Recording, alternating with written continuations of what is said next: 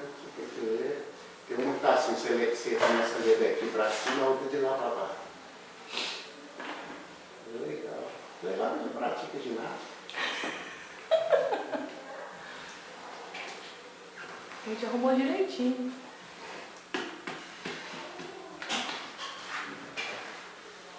Vamos lá?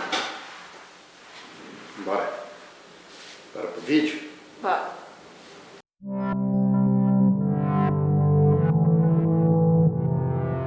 Shalom, tudo bem? Eu sou o Rabino Marcos Barreto e hoje nós vamos responder a perguntas dos irmãos inscritos no nosso canal, ok? Enquanto isso, deixe o seu like, compartilhe, faça o seu comentário e comente, né?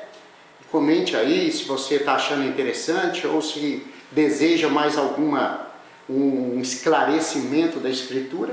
Naquilo que pudermos te atender, assim faremos, ok? Vamos para o vídeo. Vamos começar com a pergunta da Lúcia Helena, não é? Lúcia Helena, deixa eu ler a pergunta. Ela disse assim, ó: eu tenho aprendido muito com o judaísmo, com as festas, a Pêssah, é uma bênção o Shabat. E é uma bênção o Shabat. Ok, muito bom. Sou gentia, enxertada e amo muito os judeus que creem em Yeshua. Ok, muito bom. Rabino, falta muito para entrarmos no 7º milênio, já que o calendário judaico é diferente? Ok, essa é a pergunta. Falta muito entrarmos no 7º milênio? Vamos lá. Uma coisa que por que o calendário é diferente? Porque o calendário bíblico, o calendário da Escritura Sagrada, ele é lunar. Então, ele é medido pelas fases da lua. O calendário gregoriano ou grego-romano, que é o calendário que foi instituído, tá? Ele foi instituído a partir do governo romano, né, sobre as nações. Esse calendário, ele não é lunar, ele é o contrário, ele é um calendário solar. Então ele é regido pelo Sol. E nós sabemos que o Sol, ele não tem variações. O Sol, ele é uma coisa só, exceto os hemisférios, né, norte e sul, né, que estão longe da linha do Equador, né. Então o Sol, ele tem essa diferença. A Lua, ela, como o calendário bíblico é lunar, então ele tem fases. Então a Bíblia traz e a Bíblia é regida pelas fases da Lua, o calendário bíblico, vamos dizer. Então, para que você entenda, o ano que nós estamos hoje, que é o ano de 5.780, nós estamos no ano 2020, do calendário grego-romano, 2020, né? Especificamente hoje é dia 3 de junho que eu estou gravando esse vídeo, e hoje é 11 de Nissan, de 5.780. Da onde que saiu 5.780? Lembrando que o ano 2020, ele começou a partir do nascimento do Cristo. Por que eu faço assim, esse aspas? Se nós voltarmos 2020 anos para trás, o ano do nascimento do Salvador, do Messias, do Cristo, conhecido como Jesus, né, Yeshua, ele não está correto, porque há uma defasagem entre 4 e 8 anos, certo? Então, hoje seria 2025, 26, 27 ou 28, tá? Não 2020, como a gente fala e como está estabelecido. O ano 5.780, ele é interessante porque ele é contado pelo judaísmo como o ano da criação do homem, tá? Da formação do homem, quando Deus forma o homem. Mas ainda existe aquele período para trás, antes da formação do homem. Mas lembrando que essa contagem não está 100% correta. Por que não, Rabino? Porque alguns anos se perderam aí, tá? Alguns anos se perderam. Então, um cálculo mais fácil, mais simples é o seguinte: de Adão a Abraão se passaram 2000 anos. De Adão ao Cristo, ao Messias, mais 2000, tendo 4. De Cristo até os nossos dias, mais 2. Então são 6000 anos. Então já estamos nesses 6000 anos. E a Bíblia diz que em 6 dias o Eterno fez todas as coisas, né? Gênesis capítulo 2, tá? O Senhor fez todas as coisas. E o texto lá, se você observar, o texto diz assim, ó, havendo Deus terminado no 7º dia, quer dizer, ele terminou, ele entrou um período do 7º dia, ele entrou um período curto do 7º dia. Então isso tem que ser notado, isso são detalhes que nós, a irmã Lúcia que fez essa pergunta, Lúcia Helena, essa pergunta é muito interessante porque você tem 2000 anos de Adão a Abraão, Abraão a Cristo e do Cristo até nós, 6000. Então nós estamos nesse período aí, tá? E esse período entra no 7º. O que é o 7º 1000 anos ou 7º milênio? É o milênio do Cristo, do descanso, chamado 1000 anos do Salvador, tá? 1000 anos de paz, de tranquilidade. Então nós estamos entrando nesse milênio. Por isso a necessidade de conhecer a Escritura, aprender a Bíblia, aprender as coisas, para que você não fique pega de surpresa e que você não seja uma pessoa que esteja sendo surpreendida, né, pelos acontecimentos, né, da atualidade. Pelo contrário, estão na Escritura. Quem conhece a Bíblia não é pego de surpresa. Entendeu isso? Isso é muito importante. Mas tudo bem. Ok, Lucilena? Então essa é a sua resposta. Nós estamos no 5780, no ano judaico, há um pouco de defasagem, a contagem aí, mas basicamente é isso. É de Adão a Abraão, Abraão a Cristo, Cristo a nós. Deu 2000 anos cada intervalo, ok? Bom, vamos para uma outra pergunta, que é do Daniel Martins. Daniel Martins escreveu assim, eu vou ler a colocação dele, a pergunta e tudo, tá? Ele diz assim, ó, Shalom, Rabino.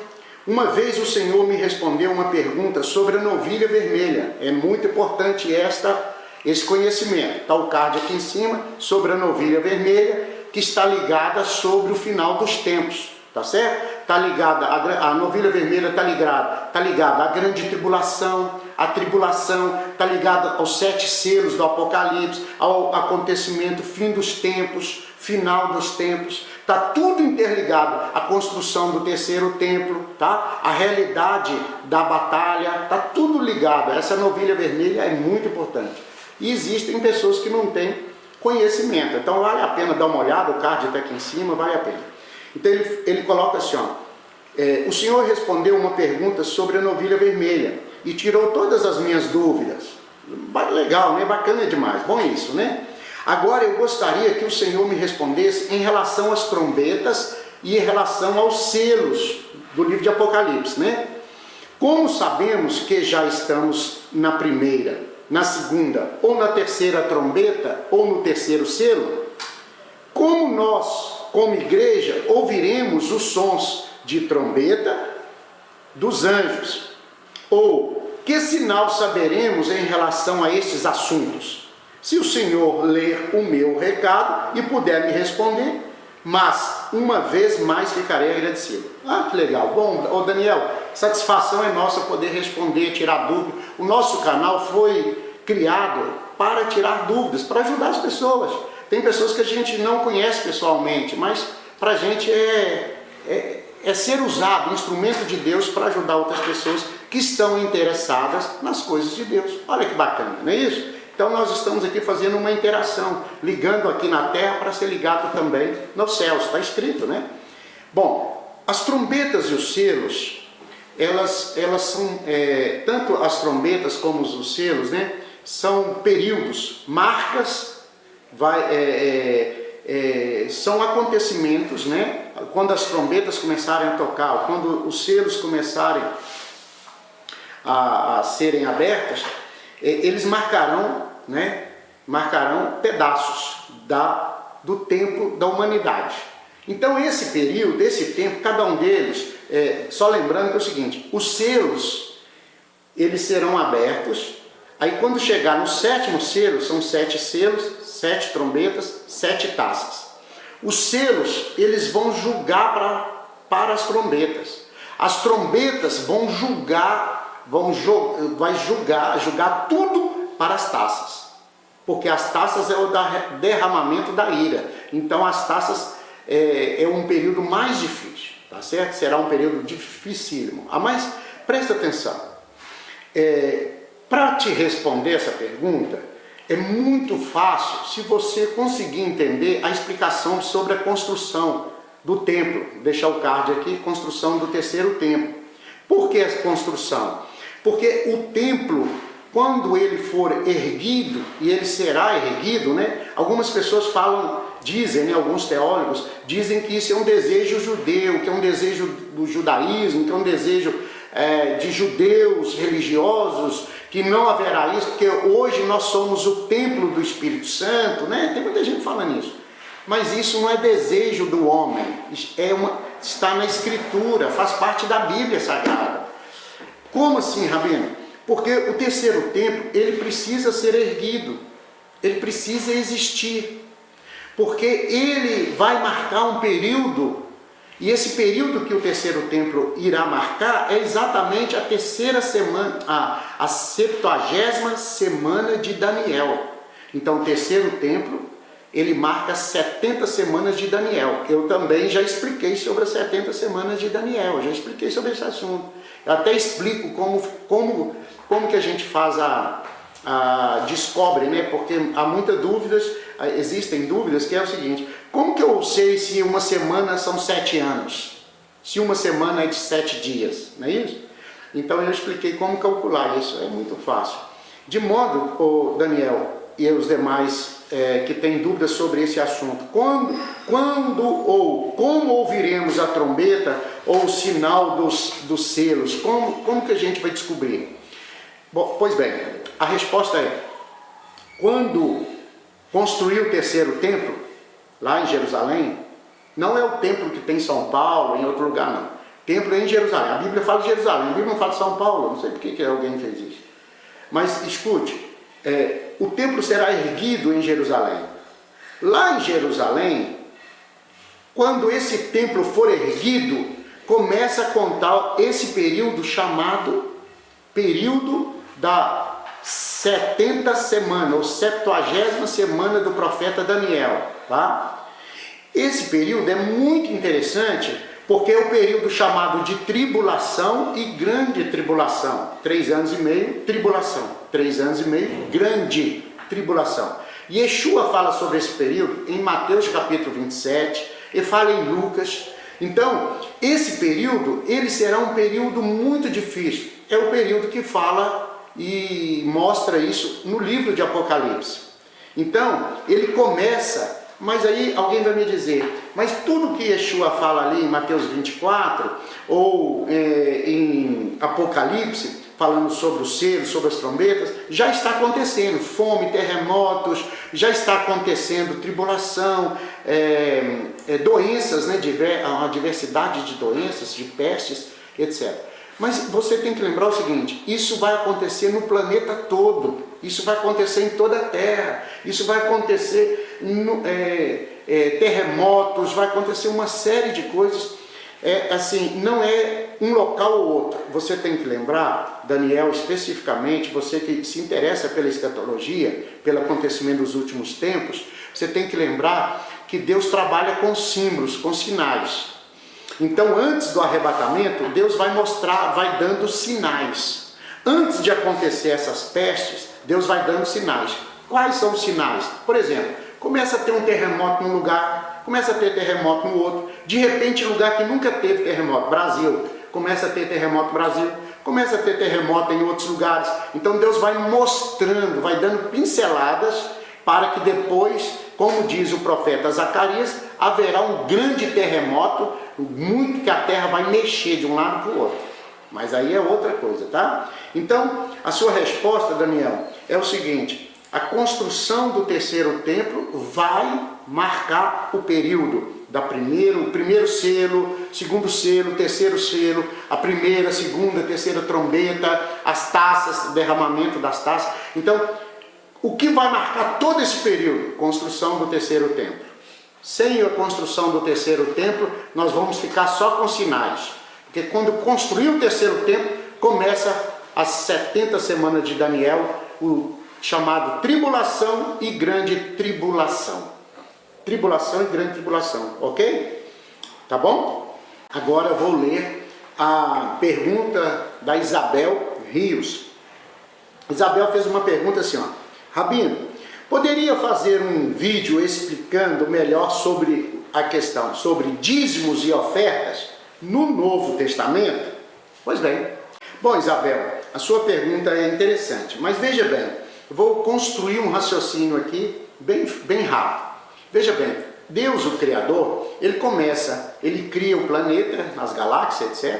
Coloca os animais, coloca o homem, né?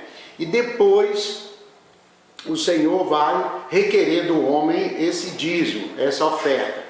Bom, sempre o Eterno, ele sempre mostra, ele sempre fala, ele sempre ensina. Deus é muito didático. Então ele ensina com símbolos, ele ensina com sinais, ele ensina dando amostras. E uma coisa que nós precisamos entender é o seguinte. A Bíblia diz assim, ó, porque Deus, o Criador, amou o mundo, presta atenção no versículo, amou o mundo de tal maneira. Então Deus, ele cria um planeta, ele cria um mundo, põe os seres humanos, animais, põe tudo ali. Aí ele ama essa construção, ele ama isso que ele fez. E o que ele faz? O texto diz, Deus amou o mundo de tal maneira. E o que ele fez? Ele deu uma oferta. Deus amou o mundo de tal maneira que deu o filho, ele deu o filho, ele doou o filho dele como dádiva, como presente para a humanidade, para o planeta, para os homens. Então ele deu o filho dele para que todo que crê no filho dele tenha e receba a vida eterna. Olha que bacana. E aí, o texto é maravilhoso porque aqui é desvendado muita coisa.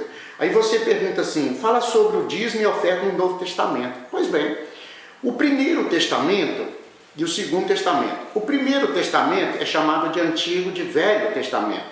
O Segundo Testamento é chamado de Novo Testamento. Ok, então nós precisamos... para essa pergunta ser mais completa, a resposta é o seguinte, não existe a nomenclatura Novo Testamento e Velho Testamento. Eu estou falando nas Bíblias originais, ok? Não na Bíblia que foi escrita, foi copiada, porque você tem uma Bíblia em português, igual eu tenho aqui nas mãos, ela sofreu 5 traduções para chegar na gente, para chegar em nós. Então ela foi mutilada em muitas coisas, ela foi deixada muita coisa. Então, Novo Testamento e Velho Testamento não existe. Existe Primeira Aliança, que nós chamamos de Velho Testamento. Chama Primeira Aliança. E o Novo Testamento chama Aliança Renovada. Quais as palavras em hebraico? Tanar, que é aliança, e Brit Hadashah, que é aliança renovada. Então você tem o Primeiro Testamento e o Segundo Testamento, o chamado Antigo Testamento, o Velho Testamento e Novo Testamento. Então, a Bíblia, conforme Timóteo escreve, Timóteo escreveu assim, ó, a Bíblia é uma só, de Gênesis a Apocalipse. Toda a palavra de Deus, ela é apta. Para quê? Para instruir, para ensinar, para redarguir, para chamar a atenção, não é isso? Então toda a escritura, é fantástico que está lá em Timóteo, né? Esse versículo que eu estou falando para você. Então toda a escritura, então não existe nomenclatura antigo e velho. Os homens fazem essa diferença por causa das religiões, mas quando nós vamos estudar os textos mais originais, a gente não vê essa nomenclatura. Você tem o Primeiro Testamento e o Segundo Testamento, porque testamento fala de gente morta, né? Gente que já morreu, não é isso? Então, não é testamento, é aliança. Aliança é gente viva com vivo. Deus vivo com o ser humano vivo. Yeshua morreu, ressuscitou e renovou a aliança. Renovou esse ser vivo. Tá certo? Então, por isso é a primeira aliança e aliança renovada. Tanari Brit Hadashah. Não é melhor para entender? Ok. Aí, quando a Bíblia fala de dízimo, a Bíblia fala, nós sabemos aquele texto áureo que todos falam, né, de Malaquias, né? Trazei o dízimo à casa do tesouro, né? É interessante aquele texto, porque ele diz que o Senhor, Deus, abrirá portas para abençoar a pessoa. Então, o dízimo, segundo a Torá, eu vou pegar a base da Bíblia Sagrada. Quando nós falamos nós vamos para a base da Bíblia, que é a Torá Sagrada, que é os 5 primeiros livros da Bíblia, que é exatamente em grego Pentateuco e em hebraico Torá. Quando a gente vai para a base da Bíblia, são os 5 primeiros livros de Moisés, nós percebemos que o temor a Deus, lá está escrito que o temor a Deus, ele vem na vida de uma pessoa, a pessoa cria temor, ele passa a aumentar o temor a Deus, ele passa a ter mais temor quando ele entrega os seus dízimos. Quando ele entrega o dízimo, porque o dízimo, o Senhor disse, trazei o dízimo, leve o dízimo à casa do tesouro. Aonde é a casa do tesouro? No planeta Terra. Bom, lá naqueles dias, lá antes de Yeshua, até 70 anos depois, era o templo.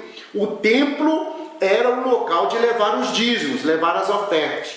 Mas o templo foi destruído, não existe o templo, ele será erguido novamente, mas ainda não existe. Mas aí aonde se tornou o templo? O templo se tornou nas congregações, nos locais onde as pessoas congregam. Então, existe a necessidade de ofertas e dízimos para que haja manutenção dos templos. Agora, é lógico que existem pessoas que fazem mau uso, né? Eles fazem um monte de coisa errada. Eu não quero entrar no mérito do homem, eu quero entrar na resposta de Deus, a qual a pergunta foi colocada. Fala sobre dízimo e oferta no Novo Testamento, né? Na Brit Hadashah. Então, o dízimo e a oferta são importantes, tanto um como o outro, porque o dízimo está escrito que o Senhor repreenderia um espírito maligno. Uma atitude humana, uma atitude física vai repreender um espírito maligno. Aí alguém fala comigo assim, mas como que pode alguém ter uma atitude física, o dinheiro, por exemplo, repreender um espírito maligno? Eu faço uma outra pergunta. Como pode alguém numa esquina ou entrar em algum lugar, fazer um despacho, oferecer produtos físicos, frango, farofa, bebidas, para o espírito maligno e o espírito maligno fazer o mal na vida do ser humano? Como que pode essa inversão? Então é falta mesmo, as pessoas, elas às vezes, elas não entendem que o dízimo e a oferta é algo físico, é algo que você faz fisicamente, mas ele alcança um nível espiritual, entendeu? Assim como na feitiçaria faz algo físico para alcançar um sucesso espiritual dentro do propósito que a pessoa se propõe. Entendeu isso? Então, lá na Torá, fala o seguinte, que quando você traz o dízimo, o Senhor, Deus, ele faz brotar dentro de você o temor a Deus, você passa a ter mais temor. Quem tem dificuldade, ou quem não entende isso, tem dificuldade em entender a Escritura Sagrada. Porque o dízimo faz a sua mente ser aberta. Uma atitude física faz algo dentro de você.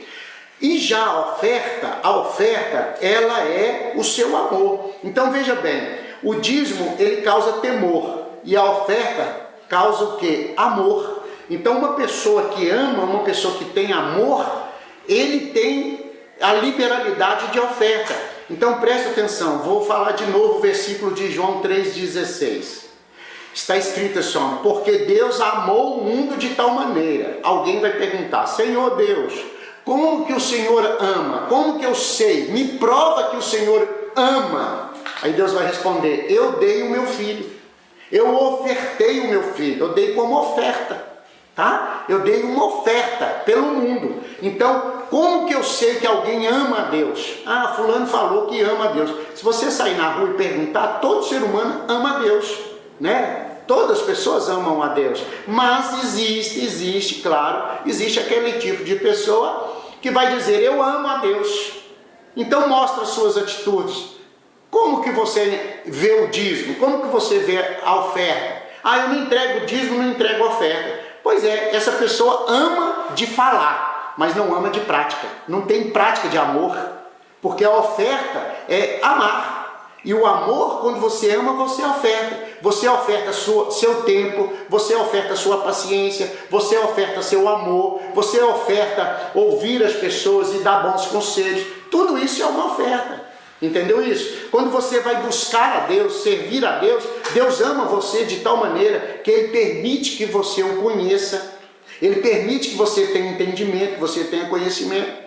Agora, existe um movimento na terra para ser desfeito tanto a oferta como o amor, como esse dízimo, tá? Existe um movimento no planeta Terra. Rabino, por que no Novo Testamento não fala de dízimo? Eu já escutei isso. O Novo Testamento fala de dízimo sim, na Brit Hadashah, fala sim, fala em várias passagens. Eu vou ler 2 passagens, tá? Mas eu vou falar aqui de uma passagem que está em Mateus capítulo 23, e também no verso 23. Mateus 23, 23 fala assim, ó. Ai de vocês, mestres da Torá e pruxim dos fariseus, hipócritas, dão o dízimo da hortelã, ó, eles entregam o dízimo da hortelã, nós estamos falando no Novo Testamento, tá bom? Mateus 23, quem está falando é o Filho de Deus. Vocês dão o dízimo da hortelã, então eles praticavam o dízimo no Novo Testamento. Vocês dão o dízimo da hortelã, o dízimo do endro, e o dízimo do cominho. Então são 3 hortaliças, 3 especiarias, né? Eles entregavam o dízimo daquilo. Aí o texto diz, mas tem negligenciado as questões mais importantes da Torá, que é justiça, misericórdia e fidelidade, que são as questões mais importantes da Torá. Quais as questões mais importantes? Justiça, misericórdia e fidelidade. Aí o texto diz, estas são as coisas para as quais vocês devem dar atenção, sem negligenciar o dízimo. Vocês devem dar atenção à justiça, eu acabei de ler, a justiça, a misericórdia e a fidelidade. Justiça, misericórdia e fidelidade. E não esquecer do dízimo da oferta. E não esquecer. Então, quando você lê o texto, você acha que ele está falando alguma coisa. Não, eles entregavam os dízimos. Yeshua já tinha discípulo, Yeshua já ensinava. Nós estamos no capítulo 23, Mateus vai até 28. Então ele já está aproximando da morte dele. Então ele já tinha discípulos, ele já estava colocando o ensinamento, as coisas que ele queria mostrar, que ele queria acrescentar na vida dos seus discípulos. Aí o verso de número, uma outra passagem, está em Lucas, capítulo 11, e no verso 42, 11:42 de Lucas, ele fala assim, ó, mas ai de vós, pruxins. É porque eu estou lendo uma Bíblia mais original, tá? Uma Bíblia judaica, tá, irmãos? Aí a palavra é pruxim, mas é fariseus, tá bom? Porque você talvez tenha na sua Bíblia aí a versão Almeida, né? A versão do padre, essa versão que eu estou com ela é a versão que um judeu é que fez essa versão, tá bom? Aí ele fala assim, ó, ai de vocês, pruxins, que é a mesma palavra em hebraico, para fariseus. Ai de vocês, fariseus, pruxins, vocês pagam os dízimos, pagam o dízimo da menta, da arruda e todo tipo de ervas da horta. Então vocês têm plantações na casa de vocês e vocês tiram lá os 10% e levam para o templo. Aí o texto diz, mas desprezam a justiça e o amor de Deus. Mas despreza a justiça e o amor de Deus. É aquele tipo de pessoa que entrega o dízimo e acha que ele manda na congregação, que ele manda na igreja, que ele manda na vida dos outros, que ele controla a vida do pastor. Esse tipo de pessoa que ele está tratando aqui. Aí ele fala assim, desprezam a justiça e o amor de Deus. Vocês têm a obrigação de fazer estas coisas, mas sem desprezar as outras. Então você tem que praticar a justiça, você tem que praticar o amor, você tem que praticar as coisas boas da Bíblia. Mas não esqueça do dízimo, não esqueça da sua oferta. Lembrando que o dízimo é o seu, é aquilo que traz o temor de Deus para você, é o dízimo. E o amor é a oferta. Então, um é obrigação e a outra é o amor. Então, o dízimo é obrigação. Você não tem, vai questionar o quê? Deus te dá 100%. Ele te pede 10. Por que ele te pede 10? Qual que é o pedido dele para 10? 10 é para você. 10 é para ser uma bênção na sua vida. Porque o dia que você cair numa situação de precisar de fazer uma intervenção cirúrgica, precisar de tratar de alguma coisa, precisar de um milagre, você tem crédito com o Eterno. Entendeu isso? Então, eu amo o Senhor, então mostra o seu dízimo, mostra aí a sua oferta. Entendeu isso? Porque o dízimo é a sua obrigação e a oferta é o seu amor. Então, você não pode ter mais obrigação do que amor, você tem que ter o equilíbrio. É muito interessante, esse assunto é muito maravilhoso. Porque ele faz muita coisa interessante. Porque Deus amou o mundo de tal maneira que deu uma oferta. Então, Yeshua, se você não sabe, você que está me assistindo, mas eu quero direcionar em especial para a irmã Isabel Rios. Isabel, olha só, Yeshua, Jesus, Yeshua, ele é o dízimo para as nações. Ele é o dízimo para as nações. Deus deu uma oferta. E ele chama essa oferta de Salvador. Para Deus é uma oferta, para os homens é o Messias, para os homens é o Salvador, mas para Deus é uma oferta. Olha que coisa linda e coisa maravilhosa. Deus dá uma oferta, e para nós, a oferta que Deus nos deu é o Salvador, é o Messias. Olha que coisa tremenda, tá certo? Então, eu quero que você entenda o seguinte, esses versos que eu li aqui, eles falam que, inclusive tem lá em Lucas 18, no verso 12, 18, 12 de Lucas, que é uma outra passagem que fala de dízimo, tá bom? Já citei 3 passagens. Lucas fala o seguinte, no 18, tá? Eu não vou ler, mas ele fala o seguinte, que uma pessoa, havia 2 homens, um estava ajoelhado, chorando, pedindo misericórdia, e o outro em pé. E o que estava em pé olhava para os céus. O que estava ajoelhado dizia assim, Senhor, eu não sou digno nem de olhar para os céus, eu não sou digno de pedir o Senhor, eu não sou digno de nada, me dá só a tua misericórdia, está bom. E o outro que estava em pé olhava para cima e fala, Deus, eu sou tão bom, eu não sou como esse miserável que está ajoelhado aqui não, eu sou bom demais, eu entrego os meus dízimos, as minhas ofertas, entendeu isso? Então, há essa discrepância. Yeshua conta essa história desses 2 homens, lá em Lucas 18. Aí Yeshua fala disso, que é muito interessante, porque um homem pede a Deus misericórdia e não é digno de olhar para os céus, que é o estrado dos pés do Eterno. O outro olha para os céus com arrogância e diz, eu entrego o dízimo. Você sabe aquele tipo de membro de congregação, de igreja, que entrega o dízimo, e o dízimo dele às vezes é melhor do que o outro, é mais alto, vamos dizer, em valor. Aí ele quer mandar no pastor, ele quer dizer o que o pastor tem que pôr no chão, a cor da tinta da igreja.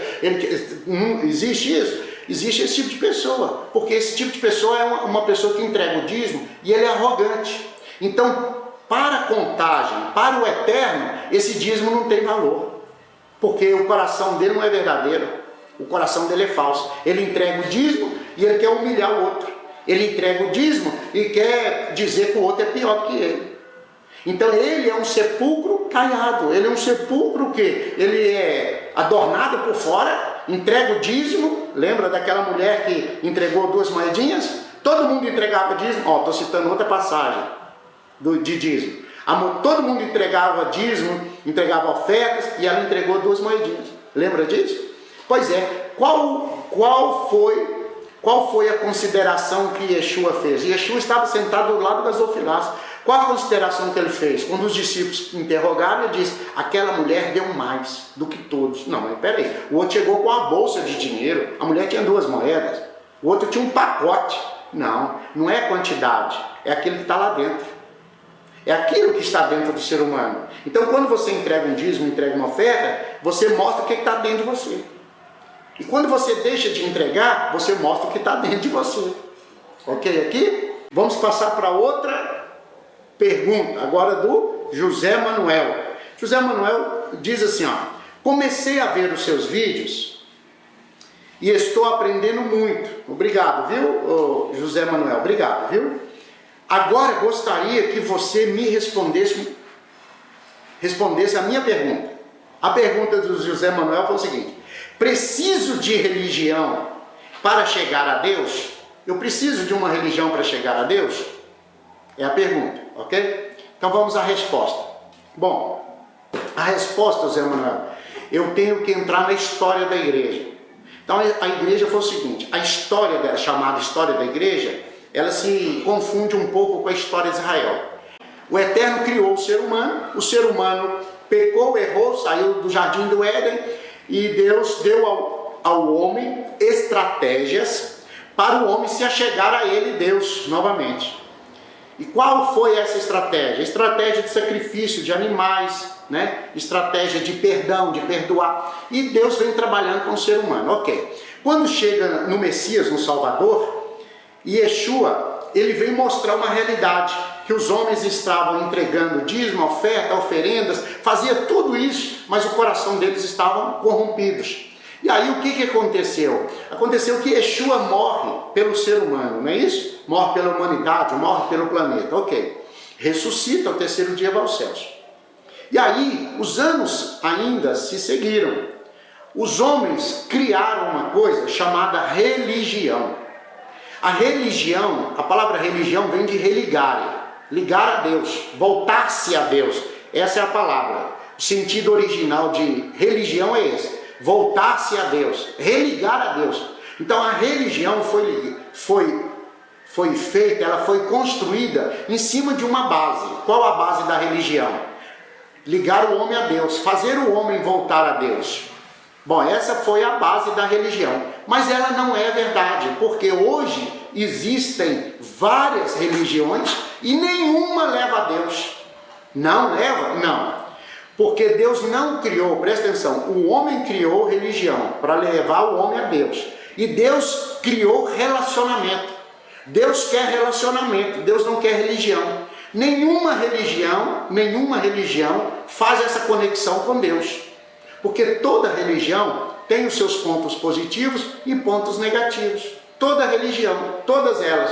Tem a religião que vai ajudar as pessoas a colher alimentos, cesta básica, para ajudar os mais necessitados. Tem a religião que dá esmola para os mais necessitados. Tem a religião que ora pelos mais necessitados. Tem aquelas que fazem atos de bondade, que constrói creches, constrói orfanatos e tal, mas só fica nisso. Agora, presta atenção, qual a religião? Segundo a Bíblia Sagrada, tá bom? O meu padrão é a Bíblia, o meu padrão não é os humanos. Segundo a Bíblia Sagrada, está escrito em Tiago, capítulo 1, verso 27, que a verdadeira religião é aquela que visita os órfãos e as viúvas e ajuda esse povo, tanto os órfãos como as viúvas. Aí você tem que saber o que é órfão, o que é viúva, né? Porque na verdade são pessoas que precisam, são pessoas desamparadas, são pessoas que não têm recurso, que não têm condição. Então a religião em si, ela foi criada por um bom propósito, mas ela desvirtuou totalmente do propósito. Então hoje em dia, hoje nos nossos dias, cada um fala que a sua religião é boa, cada um fala que a sua religião é isso, é aquilo, cada um puxa a sardinha para si, vamos dizer. Mas a Bíblia Sagrada não criou religião, a Bíblia criou o quê? A Bíblia criou relacionamento, intimidade com o Eterno. Como que você tem essa intimidade? Aceitando o Salvador, buscando os princípios de Deus, não é? A Bíblia diz que Yeshua, no capítulo 14 de João e Yohanan, a Bíblia diz que o próprio Filho de Deus disse assim, ó: não se turbe o vosso coração, crede em Deus, crede em mim, na casa de meu Pai há moradias, né? Eu vou preparar lugar, eu vou vir, vou buscar vocês. Aí um discípulo pergunta, mas para onde que o Senhor vai? Nós não sabíamos, irmão. Aí ele diz, não, eu sou o caminho, eu sou a verdade e a vida. O único intercessor, o único que consegue te ligar a Deus é o Filho de Deus. Está na Bíblia Sagrada, está na Escritura. Tá? Então está na Bíblia, José Manuel, está na Bíblia que o Filho de Deus, ele liga o homem a Deus. Ele morreu para salvar as pessoas, para libertar as pessoas. Mas muita gente não sabe, não tem esse conhecimento. Então precisa daqueles que têm esse conhecimento para levar esse conhecimento para outras pessoas.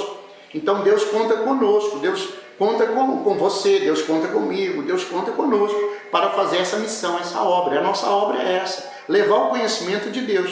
Ah, mas tem muita gente que não quer, não aceita, não entende, quer ficar preso na religião. Volto a dizer, a religião foi uma coisa criada pelos homens, com um propósito muito bonito, mas não prevaleceu o propósito.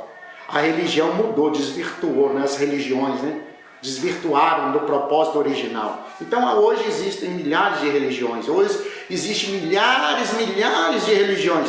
Religiões estas que falam de Deus, falam de um ser supremo, falam de um ser superior. Bonito a fala, mas a realidade, a verdade não é 100%. E outra coisa, a religião, hoje em dia, a religião cega os homens. Ela coloca dogmas e costumes que são extras bíblicos, que não tem na Bíblia Sagrada, não tem na Escritura. Então, alguém fala comigo assim, mas Rabino, como que o senhor sabe que a Bíblia é verdadeira? Como é que o senhor... Porque alguém fala, o papel aceita tudo, como que o senhor sabe que a Bíblia é verdade?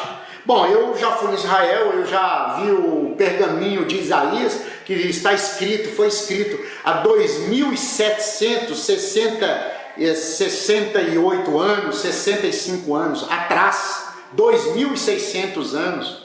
E é o mesmo que está na Bíblia. Eu vi outros pergaminhos originais de 2.800 anos escritos. Então esse texto são maravilhosos. Eu vi textos originais. Então, como que alguém pode escrever um texto há 2.800 anos atrás, 2.500 anos atrás, e falar das pestes, das doenças, falar das situações, da corrupção, falar de homens fraudulentos, homens desonestos, falar de homens perversos que estão hoje nos nossos dias, entendeu isso? Percebeu aí? Então, o texto sagrado é maravilhoso, de modo que Deus criou o que? Relacionamento. Deus criou um relacionamento com o ser humano. Esse é o propósito de Deus, tá certo? Então, ao irmão José Manel, espero ter também respondido, ok? E assim fica ao irmão José Manuel a resposta. Como que eu faço para me aproximar, para me achegar a Deus? A Bíblia diz em Tiago, chegai-vos a Deus e o Senhor Deus chegará a você. Então como que você chega a Deus? Aí no seu quarto, sozinho, você chega a Deus lendo a Bíblia Sagrada, pedindo a Deus para te ajudar a entender, principalmente o Segundo Testamento, né? Chamado Brit Hadashah, ok? Então é preciso, e a necessidade de chegar a Deus, ela existe, ela é real e ela é verdadeira. E ela é grande. Deus está derramando fome e sede nas pessoas para se aproximar dele, para que as pessoas possam aproximar mais do Eterno. Olha que coisa linda. E você, quando você faz uma pergunta dessa, como eu faço para me chegar a Deus? É sinal que o Espírito de Deus está trabalhando na sua vida, é sinal que o Espírito de Deus está mudando o seu entendimento e te despertando para buscar mais a Ele, tá certo? E glória a Deus por isso, ó, fico feliz, viu? Meu irmão José Manuel, Deus abençoe você, a todos que fizeram a pergunta. Eu também recebi uma pergunta pelo WhatsApp. Então, irmãos, o link do WhatsApp fica na descrição aqui embaixo, ok? E aí, nós tivemos uma pergunta. O irmão Nivaldo Yosef perguntou o seguinte: a construção do terceiro templo se dará na primeira metade ou na segunda metade da 70ª semana de Daniel, ou na última semana, né? Ok, então ao irmão Nivaldo Yosef, obrigado pela pergunta, muito boa essa pergunta. Eu vou responder essa pergunta exatamente no livro de Daniel, no capítulo 9, tá? E no versículo de número 27. Veja bem, essa construção do terceiro templo, ela está ligada ao fim dos tempos, ao final da humanidade, dos tempos. Então, quando construir o terceiro templo em Jerusalém, que será construído, esse terceiro templo, ele vai marcar um período na história da humanidade, que é exatamente a 70 semana de Daniel. Está faltando uma semana de Daniel. Essa semana vai ser dividida 3 anos e meio tribulação, 3 anos e meio, grande tribulação, 7 anos, ok? É a última semana do profeta Daniel, ok? Então vamos lá, no capítulo 9 de Daniel, se você tem uma Bíblia, dá uma olhadinha lá, tá? Capítulo 9, verso 27, fala assim, ó, ele fará firme aliança com muitos. Essa palavra, ele fará, quer dizer o anticristo, tá bom? Então, tudo aquilo que for contra o Cristo, contra o Messias, contra o Salvador. Então vai ser um ser humano de carne e osso, que ele tem o espírito do anticristo. Então você tem que lembrar que Jesus e Yeshua, ele tinha o Espírito Santo, tá? O Espírito de Deus, o Espírito Santo sobre ele, dentro dele. E o anticristo vai ter o espírito de Satanás, contra Deus, contra as coisas de Deus. Então esse homem que vai ser levantado por Satanás nos últimos tempos, ele é o seguinte, ó, o texto diz, ele fará firme aliança com muitos. Então muitas pessoas, muitas nações farão aliança. Muitas nações, ou países, né, estarão juntos, aliados com esse espírito, com esse homem chamado anticristo, tá? Isso fala muito, porque haverão perseguições, situações, mortes, né, contra aqueles que servem a Deus. Então o texto diz, fará aliança com muitos, por uma semana, 7 anos, uma semana de Daniel, que é a última semana. Então ele fará aliança com muitos. Na metade da semana, 3 anos e meio, fará cessar o quê? O sacrifício e a oferta de manjares. Eu tenho uma outra Bíblia aqui, que é uma Bíblia que é mais original, uma Bíblia que a versão dela não é igual a essa que eu estou lendo. A Bíblia que eu estou lendo é uma versão que foi traduzida por um padre, tá? Essa versão que eu estou lendo é a versão de Almeida, tá? Então é um padre que traduziu. Essa versão que eu vou ler aqui agora foi um judeu que traduziu. Então ele tomou o cuidado nos originais, tá bom? Então eu vou ler o 9:27. 9:27, ó. O texto fala assim, ó. Olha para você ver as diferenças. Ele fará uma aliança firme com os líderes por uma semana, com os líderes. Que líderes? Os líderes das nações. Agora, quando o texto fala com as nações, você entende que são países, não é isso? Mas o texto original fala que ele vai fazer aliança com líderes. Então, existem líderes de nações, existem também líderes religiosos. É o chamado que está acontecendo no planeta, de uns anos para cá. E está se tornando cada vez mais forte. Uma coisa chamada ecumenismo, que os líderes de todas as religiões começam a se unir. Vai virar uma torre de Babel. Lembra da história da torre de Babel, de Gênesis, Bereshit, capítulo 11? Vai virar uma torre de Babel. Então é isso aqui. Então esse anticristo, ele vai fazer uma aliança com líderes. Líderes de países, líderes de governo, governo estadual, governo municipal, governo federal. Ele vai fazer aliança com esse povo. E aí o texto diz assim, olha, com líderes religiosos, de todas as religiões, por uma semana de anos, são 7 anos. Aí o texto continua, na metade da semana dará o fim ao sacrifício e à oferta de grãos.